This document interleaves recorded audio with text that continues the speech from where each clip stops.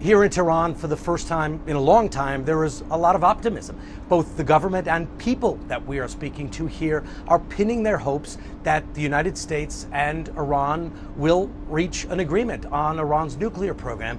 And both the government and Iranians hope that if an agreement is reached, and there are more talks scheduled on Saturday in Oman, that it could lead to the lifting of sanctions, allowing Iranians to engage economically with the rest of the world, which is something that people here desperately want. It is virtually impossible to do business with Iran right now. It is very difficult for Iranians to travel, to trade. They are in a sanctions box. They want out of that box, and they hope that if there is a deal, that could happen. They also hope that if there is a deal, that this country won't be attacked. And President Trump has said repeatedly that the military option is still on the table should these talks fall apart.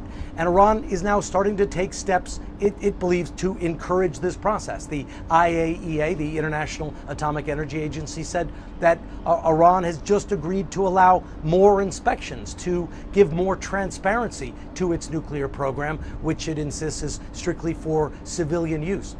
We went to Iran's parliament. We met with a ranking member of the National Security Committee. He said that Iran doesn't want a nuclear weapon, is open to inspections, is open to proving to the world that it is not trying to build a bomb, doesn't want to build a bomb. But he said a red line is that Iran wants to maintain a civilian nuclear program so that it can have nuclear power, can produce radioactive isotopes for medicine, and that is where the issue lies. Can Iran have a civilian program that Israel, that the United States, that other countries believe is controlled enough and doesn't pose a risk to prevent a conflict and allow sanctions to be lifted? And here, right now, there is quite a bit of optimism that a deal could be reached. Negotiations are moving quite quickly, but because of this issue of enrichment, the deal could collapse. We will be watching very closely what happens in Oman for these latest talks on Saturday. Richard Engel, NBC News, Tehran.